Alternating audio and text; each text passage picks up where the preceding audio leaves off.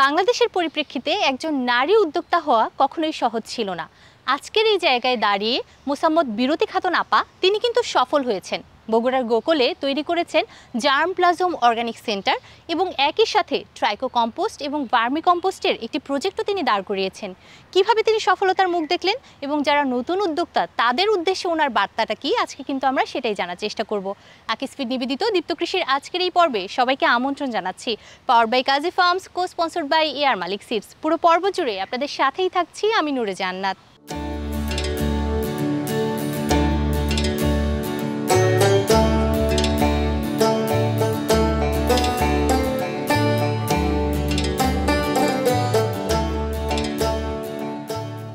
কেমন আছেন? জি আলহামদুলিল্লাহ ভালো, আপনি ভালো আছেন? আলহামদুলিল্লাহ।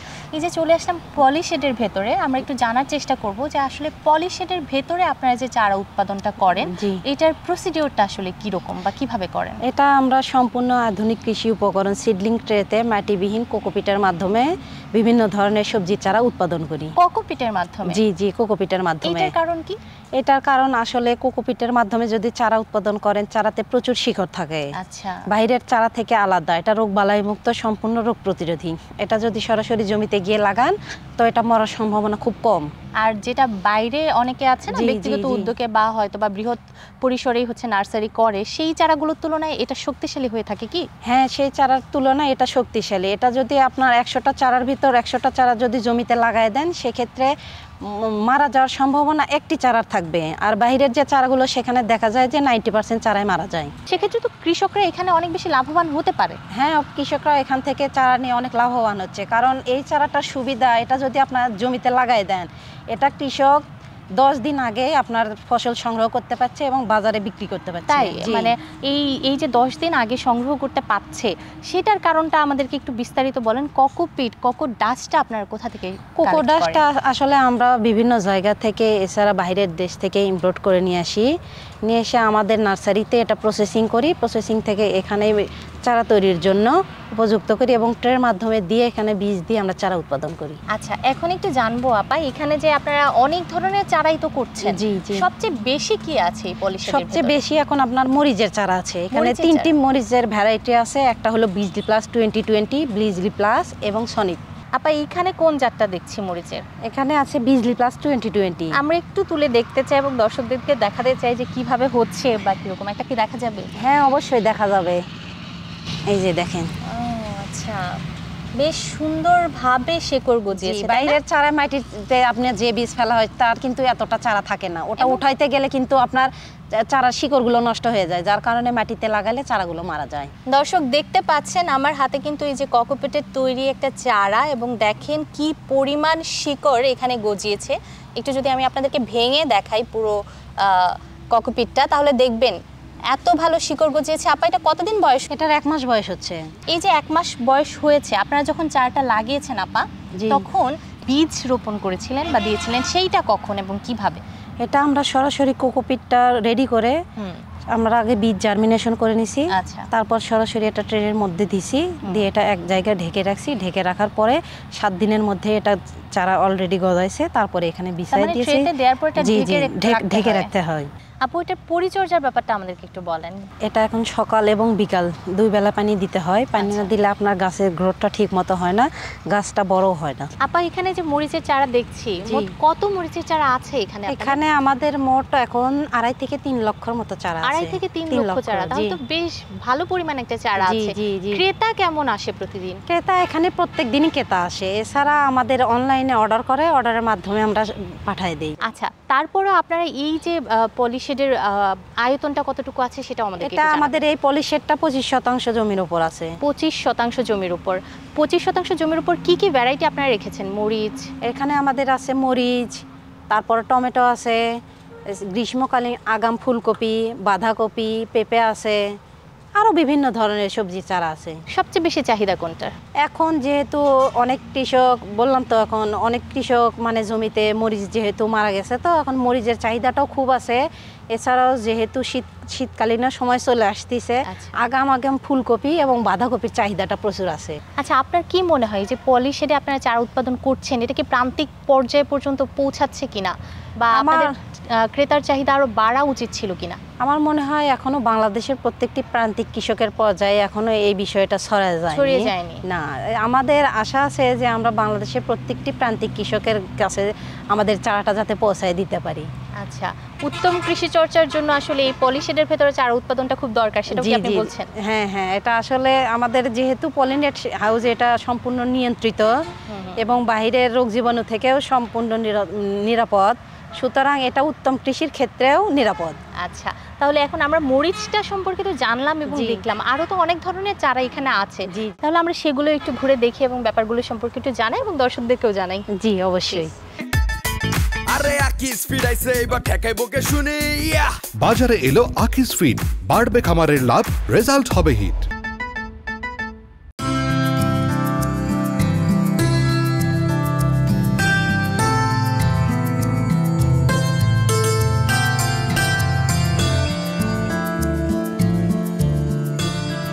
এখানে তো চলে আসলাম একদম পেঁপে যেখানে চারাগুলো রেখেছেন, তাই না?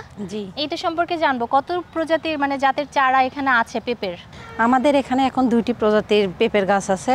এটা হলো আপনার রেড গান 2, এই পাশে দেখতে পাচ্ছেন এখানে আছে আপনার টপ লেডি। আচ্ছা, এই যে চারা দুইটার ভেতরে পার্থক্য কি? আচ্ছা, এটার একটা ভ্যারাইটি, এটা একটা ভ্যারাইটি, এটা সম্পূর্ণ হাইব্রিড জাত। আচ্ছা, এটা পেঁপে আপনার 2.5 থেকে 3 কেজির মতো হয়। আচ্ছা আচ্ছা। এটা মোট আপনার 90 দিনে ফুল আসে এবং ফল ধরে। এটা 110 থেকে 120 দিনের মধ্যে ফসলটা হারভেস্ট করা যায়। আচ্ছা। আর এটা পাকলে ভেতরে লালটি কালার হয় এবং খেতে খুব মিষ্টি এবং খুব সুস্বাদু। জি হ্যাঁ, এই কথাটা আমি আগেও শুনেছি যে এই পেঁপেগুলো নাকি খেতে খুবই সুস্বাদু, মিষ্টি এবং সুস্বাদু। এখন একটু জানতে চাই আপা যে এটার কি আলাদা কোনো পরিচর্যা লাগে কিনা?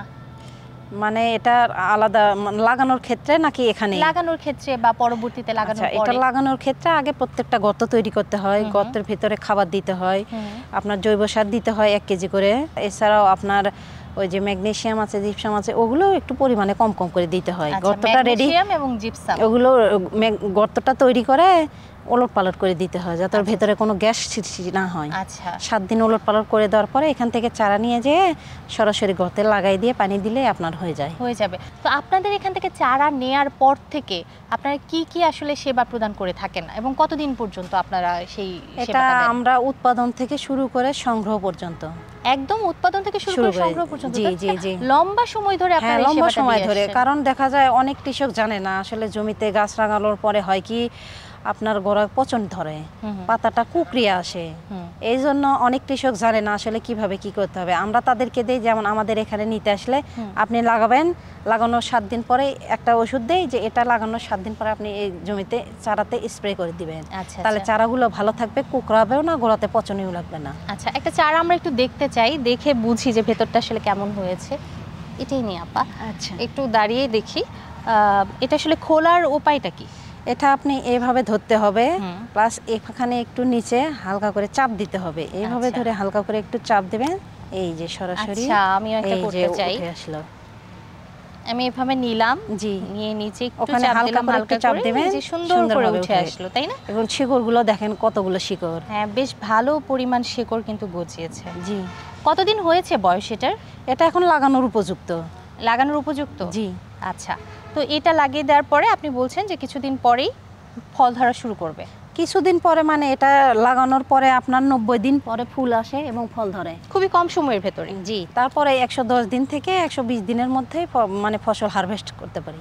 আচ্ছা, ঠিক আছে, তাহলে আমরা একটু টমেটোতে যাই। আপনি বলছিলেন গ্রাফটিং টমেটো হয় এখানে, গ্রাফটিংটা কিভাবে করে সেটা কি একটু দেখার উপায় আছে? হ্যাঁ, অবশ্যই আছে, তাহলে আমরা একটু দেখি। আপা, এই যে গ্রাফটিং টমেটোর ব্যাপারটা, এটা আসলে কেন করা হয় আমাদেরকে যদি একটু বলেন। আচ্ছা, এটা গ্রাফটিং টমেটোটা করা হয় এখন গ্রীষ্মকালীন সিজন, তো তাপমাত্রাটা অধিক থাকে, যার কারণে নরমালি যে চারাগুলো থাকে এগুলো যদি আমরা সরাসরি গিয়ে জমিতে লাগাই তাহলে দেখা যাচ্ছে প্রচন্ড রোদের কারণে, তাপমাত্রার কারণে এটা মারা যায়। আর আমরা গ্রাফটিং যে টমেটোটা করি এটা তো সম্পূর্ণ রোদে হার্ডেনিং করে নেই যাতে তাপমাত্রা সহনশীল হয়। এটা এখানে কি গ্রাফটিংটাই হচ্ছে? হ্যাঁ জি, এখানে গ্রাফটিংটা হচ্ছে। আমরা একটু দেখি যে প্রসেসটা কিভাবে করা হচ্ছে। এটা কি গাছ, যে গাছে করা হচ্ছে? এটা হলো আমাদের এখানে গ্রামের ভাষায় এটাকে কাটা গাছ বলে, আর আমরা এটাকে বলি তিত বেগুন। আচ্ছা আচ্ছা, বেগুন গাছের সাথে এখানে টমেটো গাছের একটা গ্রাফটিং হয়। তো সেটা করার জন্য প্রথমে কি আমরা ওই যে বেগুন গাছের নিচের পার্টটুকু রাখবো শুধু। এই যে গাছটা আছে এই গাছটা শুধু নিচের পাতটা রাখতে হবে। আর নরমাল যে টমেটোর গাছগুলো আছে এটার আপনার নিচে থেকে কেটে উপরের অংশটুকু এটাকে ভেতরে কেটে ওখানে বসাইতে হবে। আচ্ছা, এই কাটার প্রসেসিংটা তাহলে কি রকম হচ্ছে? এটা কার্ভ শেপে কাটা হচ্ছে? এটা আসলে দুই পাশ থেকে হালকা করে কেটে নিতে হবে। আচ্ছা আচ্ছা, এটা কি তারপর ওই গাছের সাথে কিভাবে লাগানো হবে? ওই গাছের ওখানে ভেতরটাতে একে কাটতে হবে মাছ বরাবর কেটে, তারপর এই যে উপরের পাটটুকু ওর ভেতরে দিতে হবে। আচ্ছা, বুঝতে পেরেছি। এরপরে জিরো পলিথিন আছে, পলিথিন দিয়ে ওটা পেঁচিয়ে দিতে হবে। এই পলিথিন দিয়ে পেঁচানোর কারণটা কি আপা? ওই পলিথিন দিয়ে পেঁচায় রাখলে ওটাতে শিকড় আসবে তাড়াতাড়ি। আচ্ছা, শিকড় চলে আসবে তাড়াতাড়ি। জি, আর গাছটা লেগে যাবে। তো সেক্ষেত্রে আপনাদের কাছ থেকে গ্রাফটিং টমেটো নিতে প্রচুর পরিমাণে কি ক্রেতা আসেন? হ্যাঁ, প্রচুর পরিমাণে ক্রেতা আসে। এই যে বাইরের তাপমাত্রা এখন তো খুব ভয়াবহ। আচ্ছা, এই কারণে দেখি একটা, এটা পুরোটা একদম গ্রাফট করা হয়েছে। নিচের পার্টটুকু একটা বেগুন এবং উপরের পার্টটুকু হচ্ছে টমেটো, এবং এটা গ্রাফটটা করে পলিথিন দিয়ে পেঁচিয়ে দেওয়ার পর কদিনের ভেতরে শেকড় চলে আসবে? ওটা 20 দিন রাখা লাগবে। 20 দিন? 20 দিন আপনার রোদে আমাদের এখানে এই তাপমাত্রায় রাখতে হবে। একটু পলিনেটের ভেতরে নেট আছে, তো নেটটা একটু পলিনেটের ভেতরেই 20 দিন রাখতে হবে? জি, নেট আছে, নেটটা বিছায় দিয়ে একটু রোদে দিতে হবে, তাহলে এটা শক্ত হবে। আচ্ছা, সেই ক্ষেত্রে এই 20 দিন এটা রাখার পরে তারপর বিক্রি উপযোগী হয়ে যাবে? তাড়াতাড়ি বিক্রি উপযোগী হবে এবং জমিতে লাগানোর উপযোগী হবে। আচ্ছা আপা, এখানে তো আমরা টমেটোর গ্রাফটিংটা দেখলাম, বেগুনের ক্ষেত্রেও তো একই ভাবে হয়? জি, বেগুনের ক্ষেত্রেও একই ভাবে গ্রাফটিং করা হয়। আচ্ছা, তাহলে এই ব্যাপারটা সম্পর্কে আমরা যেহেতু জেনে গেছি, আমরা তো জানি যে আপনার এখানে ট্রাইকো কম্পোস্ট বা ভার্মি কম্পোস্টের একটা কারখানা রয়েছে। তাছাড়া এই যে ককোপিটে লাগানো হয়েছে, কোকো ডাস্টটা কোথায় প্রসেসিং করা হয় সেটারও আলাদা জায়গা রয়েছে। আমরা একটু ওই জায়গাগুলোতেও যেতে চাই এবং বিস্তারিত জানতে চাই। জি। আরে আকিস ফিড আইছে, এবার ঠেকাই বকে শুনি। বাজারে এলো আকিস ফিড, বাড়বে খামারের লাভ, রেজাল্ট হবে হিট।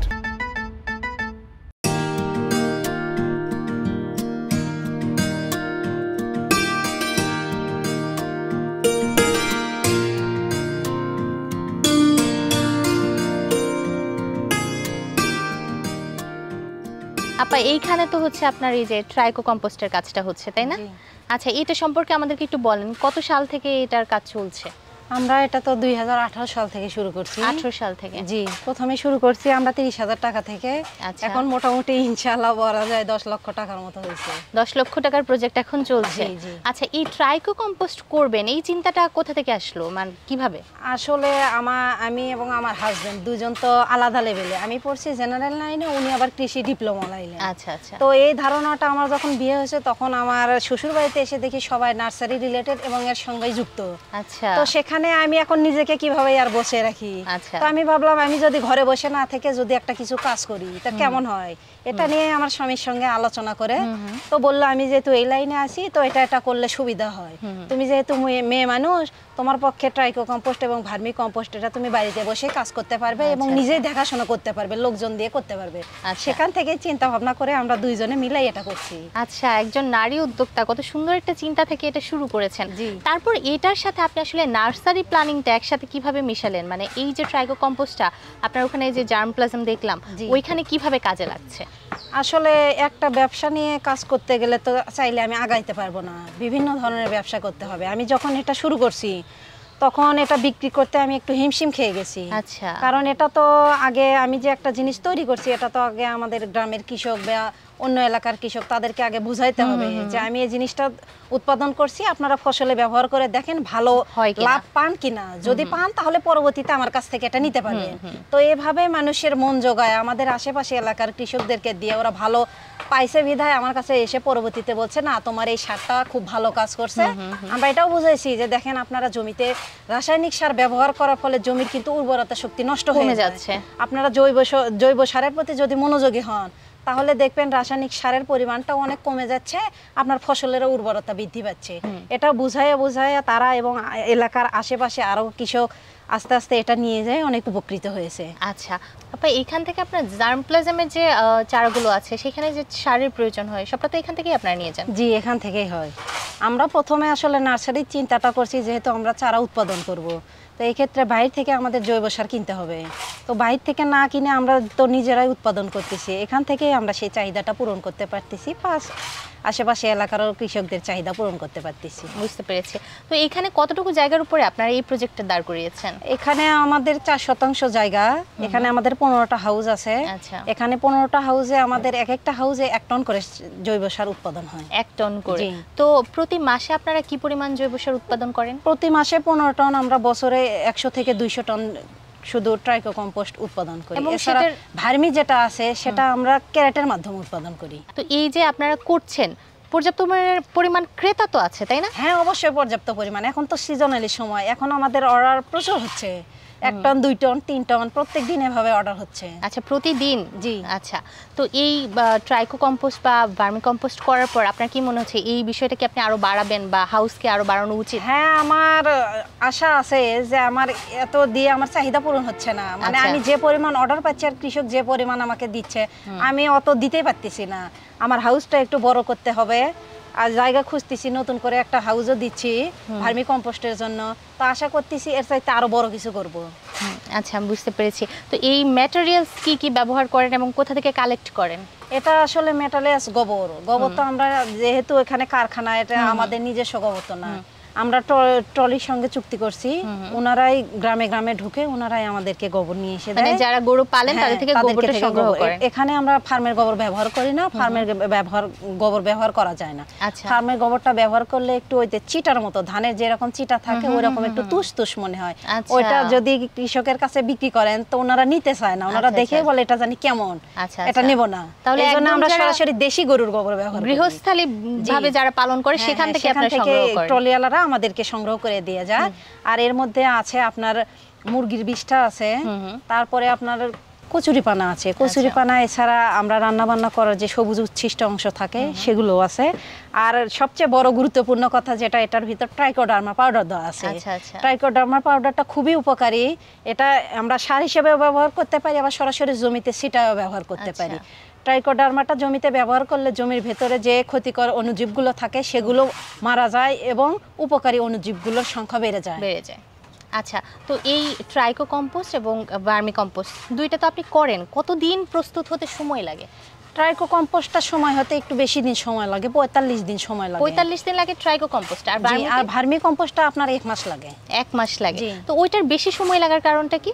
ওইটার বেশি সময়, ওটার কম সময় লাগার কারণ ওইটা শুধু গোবর। আচ্ছা। ওইটা শুধু গোবর, গোবরের ভিতর কেঁচো ছেড়ে দিলে আপনার গোবর কেঁচো খেয়ে যে মলত্যাগটা করবে সেটাই ভার্মি কম্পোস্ট। আর এটা হচ্ছে আপনার গোবর থাকে, তার মধ্যে কচুরির পানা থাকে, আরো মেডিসিন চিটাগুড় থাকে, লালি থাকে, সেগুলো দিয়ে এটাকে ট্রাইকোডার্মা পাউডার দিয়ে পানি দিয়ে ভিজাই দিতে হয়। ভিজাই দিয়ে উলট পালট করে দিতে হয়, সেখান থেকে আবার আরেকবার উলট পালট করে দিয়ে তারপরে প্রস্তুত হয়। মানে পুরোপুরিভাবে শুকাতে হয়, এই জন্য একটু বেশি সময় লাগে। আচ্ছা, বুঝতে পেরেছি। আপা, আপনি তো আমাদেরকে মোটামুটি একটা ভালো ধারণা দিয়েছেন সেই নার্সারি সম্পর্কে বা এখানে আপনার ট্রাইকো কম্পোস্ট, ভার্মি কম্পোস্ট সম্পর্কেও।